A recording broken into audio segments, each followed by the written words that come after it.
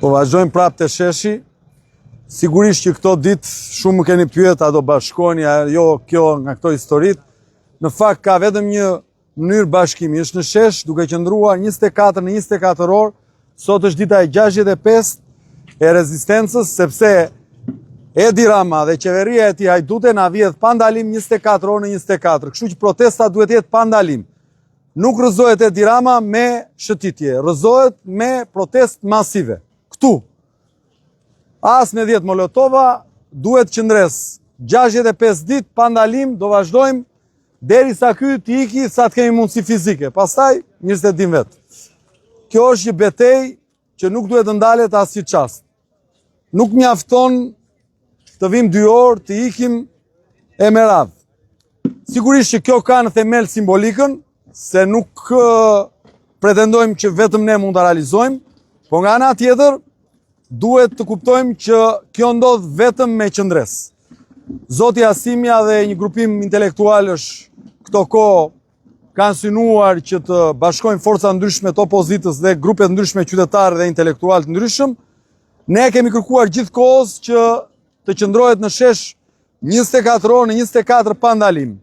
Ky është kushti i panegociueshëm, sepse nëse e kemi seriozisht rrëzimin e kësaj qeverie, duhet të jemi këtu pa ndalim derisa ata të detyrohen të mos qeverisin dot më. Dhe gjithë ky popull opozitar duhet të jetë këtu, sigurisht që nuk mund të rinë gjithë këtu, por të vendosen ngulmimet e grupimeve të ndryshme qytetare. Partisë Demokratike, partive të tjera, grupeve të intelektualëve, Zotit Asimja që ka iniciuar atë ide, ne nuk do ndalojmë, do të rrim këtu, sepse Edi Rama vjedh çdo minutë, vjedh çdo orë, dhe ju e keni parë çfarë ka ndodhur. Ka ndodhur që javën e kaluar ndryshuan kodin penal duke hequr dhe kodin e procedurës dhe ndryshime tjera, duke hequr të drejtën e bashkëpunëtorëve të drejtësisë për të përfituar ulje dënimi sa kohë ata duan që të bashkëpunojnë me drejtësinë. Kjo lehtësi që ka qenë për të siguruar organeve të drejtësisë, ky instrument juridik që e kishte në dorë prokuroria, tashmë nuk e ka më, sepse Edi Rama do që ata që po goditen nga drejtësia të mos e lëshojnë para drejtësisë nën ofertën për të bashkëpunuar dhe për të përfituar ulje të dënimit. Nga ana tjetër, Edi Rama ka lajmëruar që pasi nuk ja doli dot në gjykatë kushtetuese, do të vazhdoj me ndryshimin e ligjit për të mos lejuar pezuimin e drejtuesve të institucioneve qendrore, ministrave nga ana e gjykatës.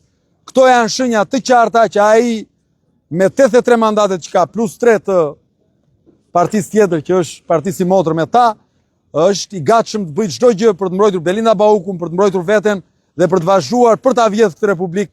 Dhe më besoni, nëse nuk bëhen bashkë qytetarët dhe nëse nuk imponohet partia e dytë në vend, që është Partia Demokratike, që të distancohet me vepra kundër Edi Ramës, dhe veprat janë të distancohet nga kodi zgjedhor, të distancohet nga bashkëpunimi parlamentar dhe totalisht të vendosemi këtu pa rrugëthimi deri në rrëzimin e Edi Ramës, detyrimin e tij për të mos negociuar në vazhdimsi dhe për të mos vazhduar këto çështje.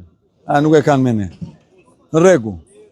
Janë këta të policisë që janë shqetësuar shumë për të mos u pastruar këto historitë e tjera. Jemi këtu nga sheshi qendror përballë kryeministrisë, është dita e 65 e qendresës dhe këtu sot kemi pritur që të qëndronte dhe Partia Demokratike për të krijuar një vatër të madhe të përballjes me Edi Ramën.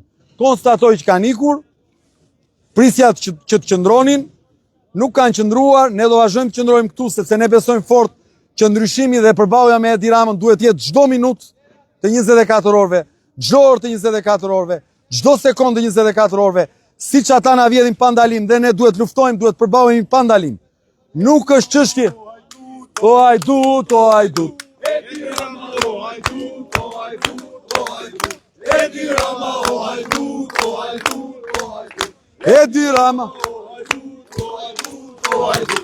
Edi Rama, o Hajdut, o Hajdut, o Hajdut. Edi Rama, o Hajdut, o Hajdut, o Hajdut. Edi Rama, o Hajdut, o Hajdut, o Hajdut.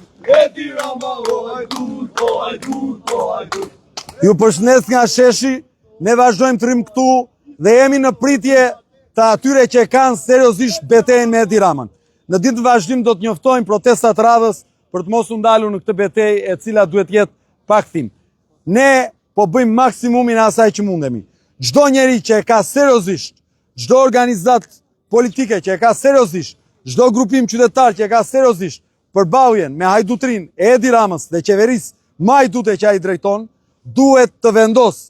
Sot është dita e betejës. Tashmë është koha që të bashkohen të gjithë kundër hajdutëve, pa ndalim këtu në shesh, pa ndalim deri në rrëzimin e tij.